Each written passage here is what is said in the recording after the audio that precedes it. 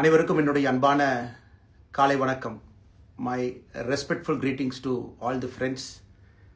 முதல்ல பெரிய நன்றி, நீங்கள் எல்லோரும் காலையில் வந்து இந்த இணைப்பில் இணைஞ்சிருக்கிறீங்க in all the social media platforms. I thank all of you for joining in the social media platform. அதுக்காக நன்றியும் நான் தெரிவிச்சுக்கிறேங்க. நான் பெரும்பாலும் தமிழ்லேயே பேசுகிறேன், கொஞ்சம் ஆங்கிலத்திலையும் கலந்து பேசுகிறேன்.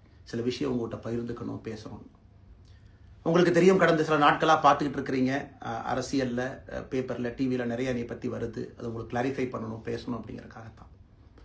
பாரதிய ஜனதா கட்சியில் ஆகஸ்ட் 25, 2020 டெல்லியில் இங்கே வந்து இணைஞ்சு தமிழகத்தில் தமிழக மக்களுக்காக ஒரு 6 ஆண்டு காலம் பணியாற்றுவதற்கு ஒரு பெரிய வாய்ப்பு, ஒரு பெரிய பாக்கியமாக நான் கருதுகின்றேன். இன்னைக்கு எந்த இடத்துல இணைஞ்சனோ அதே இடத்துல வந்து மரியாதையோடு, பண்போடு, அன்போடு என்னுடைய பாதை வேறு பாதையில் பயணம் செய்யணும். இலக்குகள் இன்னும் பெரிதாக இருக்கிறது. நிறைய மக்கள் இணைச்சு செயல்படணும். ஒரு புதிய அரசியலை, அடிப்படை கட்டமைப்பை மாற்றக்கூடிய அரசியலை உருவாக்க வேண்டும் என்கின்ற ஒரு எண்ணத்தோடு இன்னைக்கு வந்து ரொம்ப பண்போடு சொல்லிவிட்டு அதே இயக்கத்திலிருந்து வெளியே வருகின்றேன். இது தமிழர் பண்புன்னு கூட வச்சுக்கலாம். வெளியே சென்றாலும் கூட மரியாதையோடு சொல்லிவிட்டு செல்வது நம்முடைய பண்பு என்பதுதான் எனக்கும் இலக்கணமாக இருந்திருக்கிறது. இன்றிலிருந்து நம்முடைய ஒரு புதிய பாதை, ஒரு புதிய இயக்கம், ஒரு புதிய பொலிட்டிக்கல் மூமெண்ட், அடிப்படையிலிருந்து ஒரு புதிய பரிமாணத்தோடு, பார்வையோடு பார்க்கக்கூடிய ஒரு விதத்தில் தான் நம்முடைய மூமெண்ட்டை நம்ம ஆரம்பிக்கணும். நீங்கள் எல்லோரும் சேர்ந்து இணைஞ்சு அதை ஆரம்பிக்கணும் அப்படிங்கிறது என்னுடைய பெரிய ஆசைங்க. அதற்கு முன்பு சில விஷயத்தை சொல்லணும். என்னுடைய அரசியல் பாதை என்பது ரொம்ப வளைஞ்சு நெளிஞ்சு இங்கே வந்து உங்கள் முன்னாடி நின்றுட்டுருக்கேன். இது ஈஸி பாத் கிடையாது.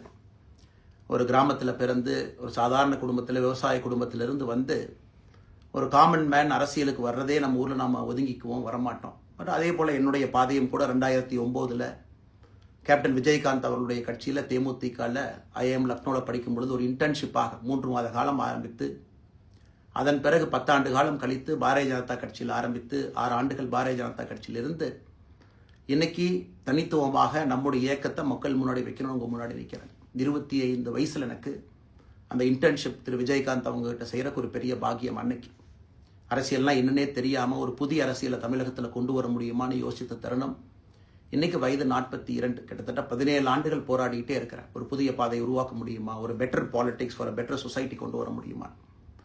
அதே நேரத்தில் நிறைய யூகங்கள், நிறைய பேர் நிறைய சொல்றதுனால இதே டெல்லியில் ஆகஸ்ட் 24, 2020 பிஜேபியில் இணைய வரும் பொழுது சூப்பர் ஸ்டார் ரஜினிகாந்த் அவங்க எனக்கு ஃபோன் பண்ணாங்க.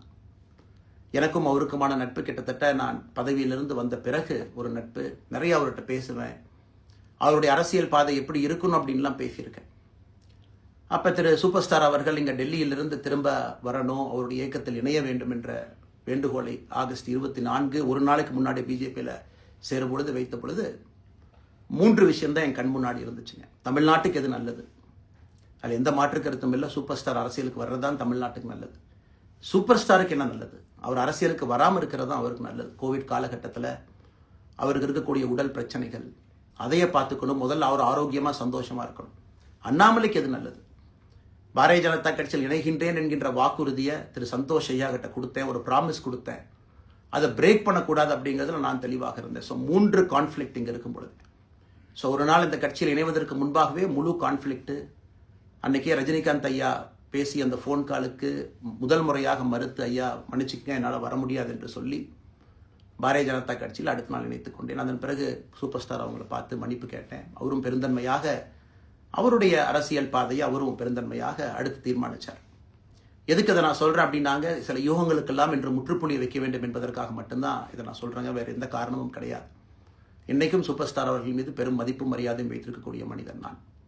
அதே நேரத்தில் பாரதிய ஜனதா கட்சியை பொறுத்தவரை இந்த 6 ஆண்டு காலத்தில் எப்பொழுதும் ஒரு விஷயத்தை விட்டுக் கொடுத்தது கிடையாது. தமிழ்நாட்டினுடைய அடையாளத்தை விட்டுக் கொடுத்தது கிடையாது, மண்ணை விட்டுக் கொடுத்தது கிடையாது, கலாச்சார பாரம்பரியத்தை விட்டுக் கொடுத்தது கிடையாது, நம்முடைய நீரை விட்டுக் கொடுத்தது கிடையாது. நிறைய பேர் என்கிட்ட கேட்பாங்க, குறிப்பாக இந்த பகுதி இந்தியாவில் வரும்பொழுது, அண்ணாமலை நீங்கள் தமிழனா இந்தியனா அப்படின்னு கேட்பாங்க. இது எனக்கு ஒரு பெரிய கான்ஃப்ளிக்டிங் கொடுக்கக்கூடிய ஒரு விஷயம். Are you Tamilian, are you an Indian அப்படின்னு. தமிழ்நாட்டில் என்னுடைய அப்பாவோ அம்மாவோ, என்னோட அம்மா தமிழ்நாட்டை தாண்டி வெளியே வந்ததே கிடையாதுங்க. தமிழ்நாட்டில் மட்டும்தான் இருந்திருக்கிறாங்க. என்னுடைய பாரம்பரியம் எல்லாமே. அப்பா ஒரு முறை தமிழ்நாட்டுக்கு வெளியே சின்ன வயசில் வந்துட்டு போயிருக்கிறாங்க. அங்கேயே ஆண்டு காலமாக இருந்து விவசாயம் செய்யக்கூடிய குடும்பம். எனக்கு முதல் வாய்ப்பு தமிழ்நாட்டை விட்டு வெளியே வந்து லக்னோவில் படிக்கிறதுக்கு, அதன் பிறகு டெல்லியில் இருப்பதற்கு, ஹைதராபாத்தில் 2 ஆண்டு காலம் ட்ரைனிங்கில் இருப்பதற்கு, அதன் பிறகு கர்நாடகாவில் 8-9 ஆண்டு காலம் ஐபிஎஸ் அதிகாரியாக பணி செய்வதற்கு. ஸோ இந்தியா முழுவதுமே கிட்டத்தட்ட அந்த 10-15 ஆண்டுகள் சுற்றிவிட்டேன். அதனால் நான் எப்பொழுதுமே சொல்வேன், நான் ஒரு பெருமை மிகுந்த இந்தியன், ஒரு பாரம்பரிய தமிழன் என்கின்ற அடையாளத்தோடு எல்லாத்துக்கிட்டையுமே சொல்லுவேன். அது இந்த கான்ஃப்ளிக்ட் சில பேருக்கு ஒரு எட்டர்னல் கான்ஃப்ளிக்ட் ஆச்சு. தமிழ்நாட்டினுடைய அரசியலும் கூட ஒரு பெருமை மிகுந்த தமிழனாக இருக்கணும் அப்படின்னா நான் ஒரு இந்தியன் என்று சொல்ல வேண்டிய அவசியம் இல்லை அப்படின்னு நிறைய கட்சிகள் அங்கே இருக்கிறாங்க. நான் எப்பொழுதுமே தொடர்ந்து சொல்லிக் கொண்டிருப்பது, இந்தியன் என்கின்ற அடையாளத்தோடு ஒரு பெருமை மிகுந்த தமிழனாகத்தான் எல்லா இடத்துலையும் இருக்கிறேன். அப்படித்தான் இந்த இயக்கத்திலும் இருக்கணும். நாம் ஆரம்பிக்கக்கூடிய இந்த இயக்கத்தில் உங்களோடு பயணம் செய்யணும். தமிழ்நாட்டினுடைய எந்த பிரச்சனையும் கூட முன்னிறுத்தி சமரசம் இல்லாத நம்முடைய தமிழ்நாட்டினுடைய வளர்ச்சியை நாம் எல்லோரும் கொண்டு போகணும். எத்தனையோ பிரச்சனைகள். நான் பாரதிய ஜனதா கட்சியில் இணைந்த பிறகு எல்லா தலைவர்களும் பெரும் ஒத்துழைப்பு தான். இருந்தும் தனியாக போகணும், உள்ளாட்சி தேர்தலில் தனியாக போகணும், தமிழ்நாட்டினுடைய அடையாளத்தோடு பாரதிய ஜனதா கட்சி இருக்கணும். தமிழ்நாட்டினுடைய அடையாளம் மிக முக்கியம் என்பதற்காகத்தான் அன்னைக்கு தலைவர் திரு ஜே.பி. நட்டா அவர்கள் நிறைய பேர்த்துக்கிட்ட பேசி நாம உள்ளாட்சி தேர்தல் தனியாக போகணும், அதே போல தான் லோக்சபா தனியாக போகணும். ஏதோ தனிப்பட்ட முறையில் எனக்கும் இன்னொரு கட்சிக்கும் பிரச்சனை இல்லைங்க. பாரதிய ஜனதா கட்சி ஒரு தமிழர் அடையாளத்தோடு களத்தில் இருந்தால் மட்டும்தான் அது தமிழர் நலத்தை முன்னிறுத்தக்கூடிய கட்சியாக இந்திய அடையாளத்தோடு இருக்க முடியும் என்கின்ற ஒற்றை நம்பிக்கை மட்டும்தான். டங்ஸ்டன் பிரச்சனையாக இருக்கட்டும், அதை கத்தி கூச்சல் போடாமல் அதை பொறுமையாக ஒரு இடத்திற்கும் சென்று நம்முடைய கட்சி அதை நம்ம சரி செஞ்சு கொடுத்தோம். மீத்தேன் ஹைட்ரோ கார்பன் திட்டமாக இருக்கட்டும், நிலக்கரி சுரங்கம் திட்டமாக இருக்கட்டும், எதாக இருந்தாலும் கூட, ஏன் மேகதாத்து அணையில் இன்னைக்கு கர்நாடகாவில் எப்படி டி.கே. சிவகுமார் அவர்கள் சொல்கிறார்களோ அன்னைக்கு நாங்கள் அணை கட்டியே தீர்வோம் என்று சொன்ன பொழுது தமிழ்நாட்டினுடைய பாரதிய ஜனதா கட்சி கர்நாடகாவில் ஆட்சியில் இருந்த நம்முடைய பாரதிய ஜனதா கட்சியை அன்னைக்கு எதிர்த்து நாம உண்ணாவிரதம் தஞ்சாவூரில் இருந்தோம். எப்பொழுதும் எந்த உரிமையும் விட்டு கொடுக்கல. அதே நேரத்தில் அந்த கான்ஃப்ளிக்டை பொறுத்த வரைக்கும் கத்தி கூச்சல் போட வேண்டும் என்கின்ற அவசியம் இல்லை. பொறுமையாக பாந்தவியமாக பேசி நம்ம உரிமையை விட்டு கொடுக்காம செயலாற்ற முடியும் என்பதை ஒரு நாளும் கூட எனக்கு கிடைத்த பொறுப்புகளில் உங்களுக்கு நான் அதை காட்டிக்கிட்டே தான் வந்திருக்கேன். அதனால் இன்னைக்கு திரு மோடி ஐயா அவர்கள் மீது மிகப்பெரிய ஒரு மரியாதை வைத்திருக்கக்கூடிய மனிதன். நாட்டினுடைய பிரதமர், இந்த நாட்டை பாதுகாத்து கொண்டிருக்கக்கூடிய மனிதர். ஆனால் ஒரு லெவல் வரும் பொழுதுங்க, இந்த சின்ன சின்ன பிரச்சனைகள் அப்படியே சேர்ந்து வரும் பொழுது தொடர்ந்து நாமும் அவர்களுக்கு பிரச்சனையாக இருக்கக்கூடாது. ஒரு பிரச்சனையை எடுத்துட்டு போய் இங்கே பாருங்க இந்த பிரச்சனை, இந்த பாருங்க இந்த பிரச்சனை, இந்த பாருங்க அந்த பிரச்சனை, ஒரு அளவுக்கு தாங்க நம்ம சொல்ல முடியும். அதனால தான் பொறுமையாக பாரதிய ஜனதா கட்சியினுடைய முக்கிய தலைவர்களை பார்த்து மிக பொறுமையாக, இது இன்னைக்கு கான்வர்சேஷன் 3 நாளாக நடக்கலைங்க. இதை கிட்டத்தட்ட நான் 1 ஆண்டு காலமாக பாரதிய ஜனதா கட்சியினுடைய தலைவர்கள்ட்ட சொல்கிறேன். 18 மாதங்களாக எனக்கு இருக்கக்கூடிய கருத்து வேறுபாடுகளை மிக பொறுமையாக, வெளியில் கத்தி கூச்சல் போடாமல் மிக பொறுமையாக 18 மாதங்களாக எல்லா இடத்துலையும் சொல்லிக்கிட்டே வர்றேன். டிசம்பர் 4ஆம் தேதி பாரதிய ஜனதா கட்சிக்கு சொன்னேன், நான் கட்சியிலிருந்து வெளியே செல்ல இருக்கின்றேன், இன்றைக்கே உங்களை நான் தயார்படுத்த விரும்புகிறேன். அதனால் நீங்கள் நாளைக்கு நான் எடுத்தோம் கவுத்தன் ஒரு முடிவெடுப்பதாக நீங்கள் நினைக்கக்கூடாது. டிசம்பர் 4, 2024 25 பாரதிய ஜனதா கட்சிக்கு சொல்லியிருந்தேன். தேர்தல் பணியை முடித்துவிட்டு செல்ல வேண்டும் என்று சொல்லியிருந்தார்கள். அதுவும் இந்த கட்சியினுடைய ஒரு உண்மை தொண்டனாக கட்சி சொல்லியிருக்கிறாங்க, தேர்தல் பணியை முடித்துவிட்டு மே கடைசி வரை நம்முடைய பணியை செய்துவிட்டு தான் வெளியே வரணும் அப்படின்னு. அடுத்து நாம் என்ன செய்ய போகிறோங்க? அடுத்து நாம் இதெல்லாம் பேசிட்டோம், பழசை பேசிட்டோங்க, இருந்ததை பேசிட்டோம். அடுத்து ஆனந்தமாக அன்போடு தமிழ்நாட்டில் ஒரு அரசியல் இயக்கத்தை நாம் துவங்க இருக்கின்றோம். இது அரசியல் இயக்கமாக கட்சி இல்லையா அப்படின்னு நீங்கள் யாரும் கேட்கவே வேண்டாம். கண்டிப்பாக தமிழகத்தில் அடுத்து நடக்கக்கூடிய தமிழகத்தினுடைய பொது தேர்தலில் நம்முடைய கட்சி போட்டியிடும், அதில் எந்த மாற்று கருத்தும் இல்லை. அதற்கு நம்ம தயார் பண்ணணும், நிறைய லீடர்ஸை தயார் பண்ணணும், நிறைய கேடர்ஸை, வாலண்டியர்ஸை தயார் பண்ணணும், உத்வேகத்தோடு தயார் பண்ணணும். அவங்களுக்கு அந்த ஸ்கில் செட்டை நம்ம உருவாக்கி கொடுக்கணும். அதற்கு கொஞ்சம் நேரமாகும். நாம் அது ஒரு இயக்கமாக ஆரம்பித்து நிறைய மனிதர்களை உள்ளே கொண்டு வந்து அவர்களுக்கு சில இடத்துல அரசியலை சொல்லிக் கொடுத்து எல்லா தரப்பட்ட மனிதர்களையும் உள்ளே கொண்டு வந்து, ஏன்னா பாரதிய ஜனதா கட்சியினுடைய தலைவராக பொறுப்பேற்ற பிறகு நான் முதல்ல போய் ஆசீர்வாதம் யார்கிட்ட வாங்கினாங்க, சமீபத்தில் மறைந்த நல்ல கண்ணையாகிட்ட தான். இன்னைக்கு மண் சார்ந்த அரசியலை முன்னெடுக்கணும், நல்ல மனிதர்களுடைய கொள்கைகள் உள்ள கொண்டு வரணும், எல்லா மனிதர்களையும் உள்ளடக்கிய அரசியலை நாம் முன்னிறுத்தணும். டெக்னோக்ராட்ஸ் பெருமளவில் நமக்குள்ள வரணும், பெருமளவில் நமக்குள்ள டெக்னோக்ராட்ஸ் வரணும். இன்னைக்கு அமெரிக்கா போகிறோம், யூரோப் போகிறோம், அங்கே போய் நமக்கே எவ்வளோ பெருமையாக இருக்குது. ஒரு மிகப்பெரிய நிறுவனம் நிவிடியா எடுத்துக்கங்க, மைக்ரான் எடுத்துக்கங்க, சாம்சங் எடுத்துக்கங்க, இன்டெல் எடுத்துக்கங்க, அங்கே இருக்கக்கூடிய இன்ஸ்டாகிராம், ஃபேஸ்புக், கூகுள், ஆல்பபெட் பார்க்கும் பொழுது வைஸ் பிரசிடென்ட்னு பார்த்தீங்கன்னா ஒரு தமிழன் அங்கே உட்கார்ந்துருக்கிறான். இந்தியன் என்கின்ற அடையாளத்தோடு அங்கே ஒரு தமிழன் அமர்ந்திருக்கின்றான். என்னுடைய கனவு உங்கள் பல பேர்த்த போல அவர்களெல்லாம் திரும்ப இங்கே வந்து அரசியலில் ஏதோ ஒரு விதத்தில் கான்ட்ரிபியூட் பண்ணுறதுக்கு நம்முடைய இயக்கமும் நம்முடைய வருகின்ற காலத்தில் நம்ம ஆரம்பிக்கக்கூடிய கட்சியும் அதற்கு உறுதுணையாக இருக்கணும். அத்தனை டேலண்ட்டை ரிஃபைன் பண்ணி நம்ம கொண்டு வரோம். தமிழ்நாட்டினுடைய வளர்ச்சிக்கு எல்லோரையும் நம்ம பயன்படுத்தணும்.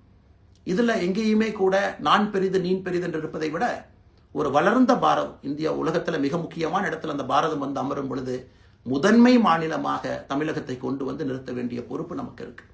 அதற்கு நம்முடைய பொலிட்டிக்கல் கிராமர், பொலிட்டிக்கல் லாங்குவேஜ் எல்லாமே நம்ம மாற்றணும். நம்ம பேசக்கூடிய விஷயம். அடுத்து இன்னொன்று கேட்குறாங்க, நான் கமெண்ட் வர அப்படியே நான் பேச ஆரம்பிக்கிறேன். தமிழ்நாட்டில் இன்னைக்கு ஒரு அரசியல் கட்சி வேணுமான்னு கேட்டிங்கன்னா கண்டிப்பாக வேணும். அதில் எந்த மாற்று கருத்தும் இல்லை. காரணம், ஒரு கடைக்கு போய் நாம் ஒரு டூத் பேஸ்ட்டோ ஒரு அரிசியோ ஒரு பருப்போ வாங்கினா கூட 10 கடை ஏறி இறங்கி எங்கள் அம்மா தான் பார்த்து, விலையை பார்த்து, தரத்தை பார்த்து, பொருளை பார்த்து அத்தனை முறை வாங்கித்தான் பார்ப்பேன். ஏன்னா அது நம்ம உடம்புக்குள்ளே போகிற விஷயம்.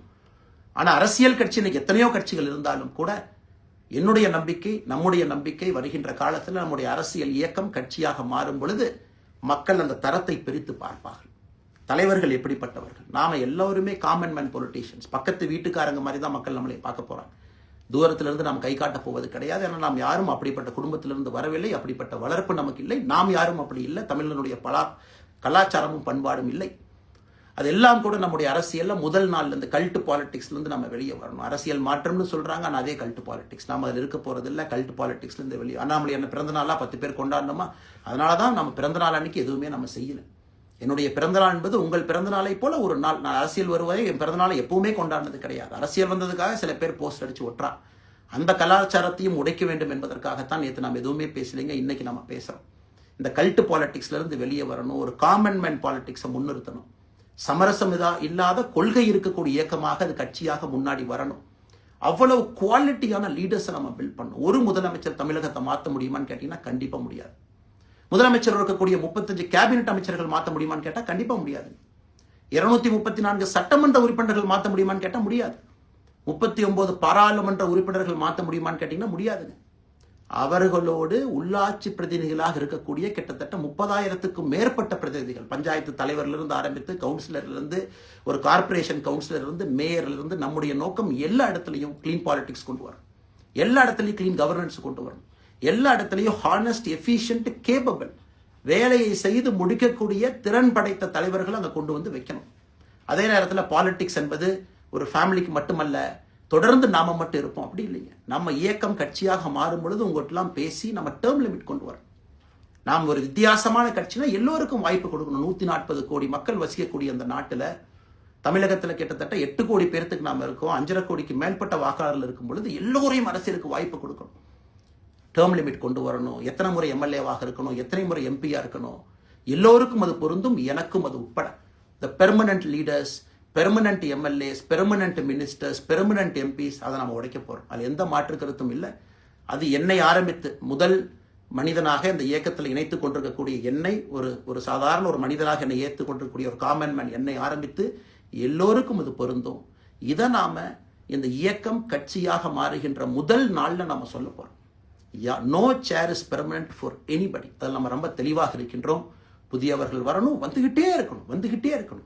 It should flow like a water. New ideas வரணும், அந்த ஸ்ட்ரீம் போய்கிட்டே இருக்கணும். நம்மை தாண்டி இந்த இயக்கம் நிற்கணும். This movement should stand beyond us, not in name but in purpose and pursuit of excellence.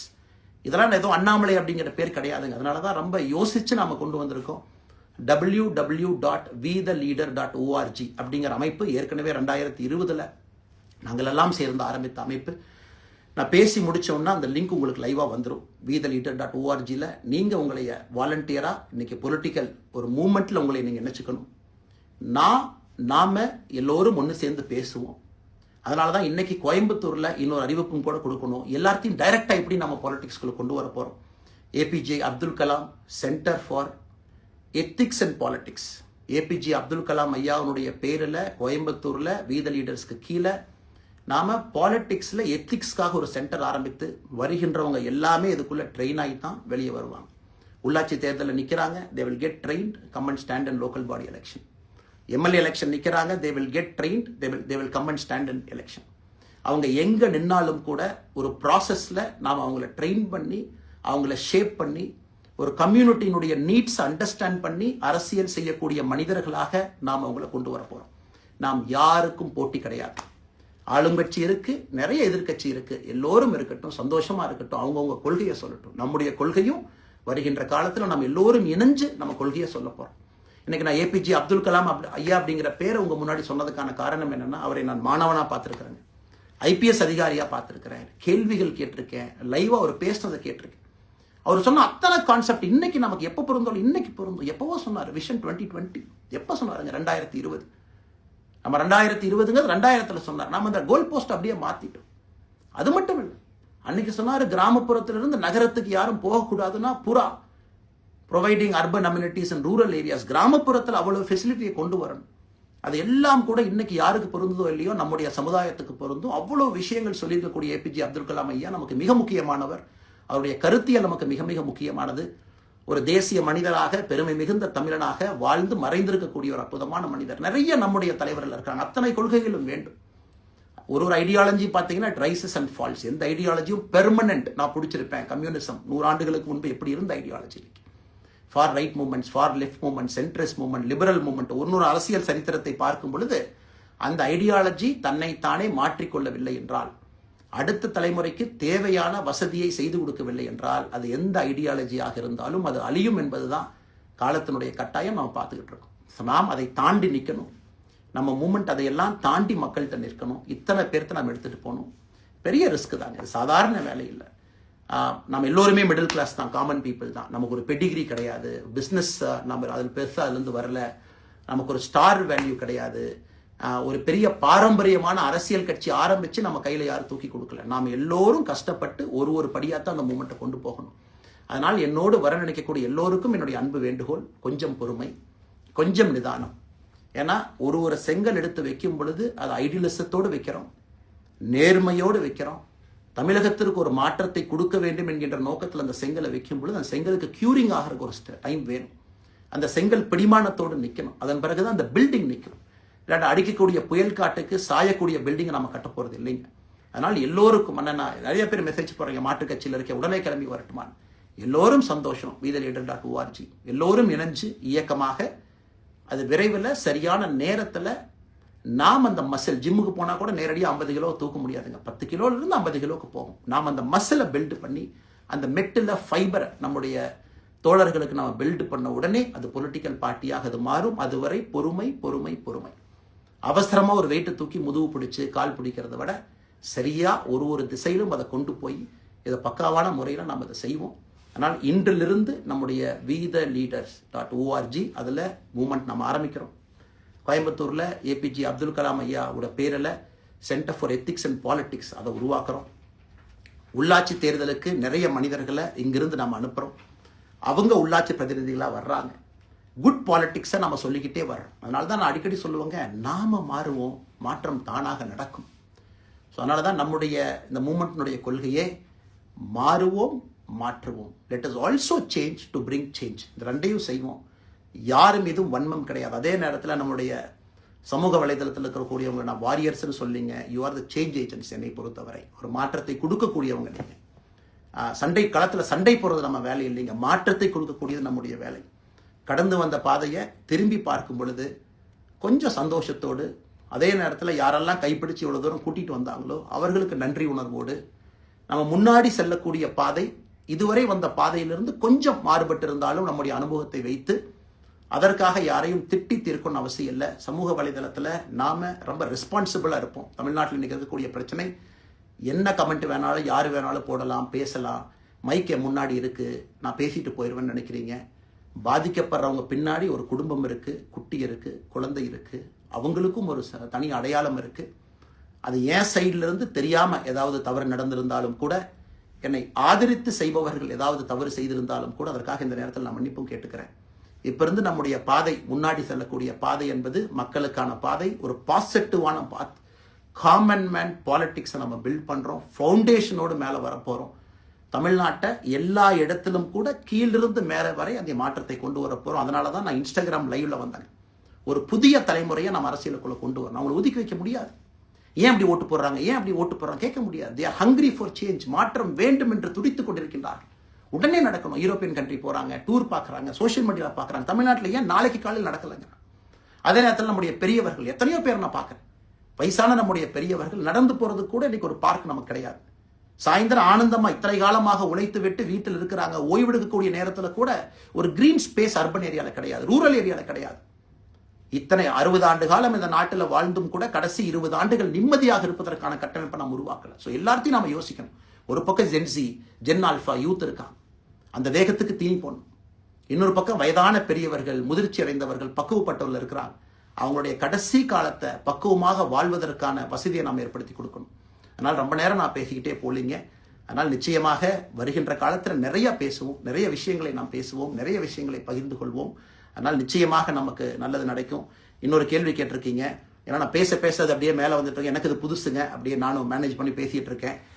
உங்களுக்கும் பிரதமருக்கும் இருக்கக்கூடிய முடிவு, நம்முடைய பிரதமர் மோடி அவர்கள் நம்முடைய பிரதமர், அந்த கௌரவம் இருக்கும். ஆனால் பாரதிய ஜனதா கட்சியிலிருந்து ஒரு விஷயத்தை நம்ம டிஸ்அக்ரி பண்ணுறோன்னா கம்பீரமாக ஸ்ட்ரெயிட்டாக நம்ம டிஸ்அக்ரி பண்ணுவோம். 3 மொழி கொள்கை சமீபத்தில் கொண்டு வந்திருக்கக்கூடிய டைம் டேபிளில் மாற்றம் 2029 தான் 9ஆம் கிளாஸ் பசங்க 3வது மொழியை படிச்சிருக்கூடாது, 2020 மாற்றிய பொழுது நான் குரல் கொடுத்தேன். அதில் எந்த மாற்று கருத்தும் இல்லை. நாம் அப்போஸ் பண்ணுறதுக்காக யாரையும் அப்போஸ் பண்ண மாட்டாங்க, எதிர்ப்பதற்காக நம்முடைய அரசியல் கிடையாது. எப்படி திமுகவை பார்க்கின்றோமோ, எப்படி அதிமுகவை பார்க்கின்றோமோ, எப்படி டிவிகேவை பார்க்குறோமோ, எப்படி அண்ணன் சீமான் அவர்களை பார்க்குறோமோ, எப்படி அண்ணன் அன்புமணி அவர்களை பார்க்குறோமோ, எப்படி இங்கே இருக்கக்கூடிய எல்லா தலைவர்கள், அண்ணன் ஜி.கே. வாசன் அவர்கள், ஏசி சண்முகம் அவர்கள், பாரிவேந்தர் அவர்கள், ஜான் பாண்டியன் அவர்கள், எல்லா கிருஷ்ணசாமி ஐயா அவர்கள், ஐயா வைகோ அவர்கள், அம்மா பிரேமலதா அவர்கள், எல்லா தமிழகத்தில் இருக்கக்கூடிய எல்லா அரசியல் கட்சியினுடைய தலைவர்கள் எப்படி பார்க்கிறோமோ அப்படித்தான் நான் பாரதிய ஜனதா கட்சியை பார்ப்பேன். அதற்காக நம்ம போய் ஒரு வன்மமோ எதுவும் கிடையாது. கட்சி அவங்க கொள்கையை அவங்க முன்னிறுத்த போறாங்க. நம்ம இயக்கத்தினுடைய கொள்கை, நம்ம கட்சியினுடைய கொள்கையை நம்ம முன்னிறுத்த போறோம். யாருக்கும் நாம் போட்டி கிடையாது. மக்கள் முன்னாடி தரம் பார்த்து மக்கள் நம்மை தேர்ந்தெடுப்பார்கள் என்கின்ற நம்பிக்கையோடு மக்கள் முன்னாடி நம்ம நிற்கிறோம். அடுத்த இன்னொரு கேள்வி கேட்டீங்க. அமித்ஷாஜி அவங்கள நீங்க பார்த்தீங்க, போட்டோலாம் வந்துச்சு, என்ன விஷயம் அப்படின்னு.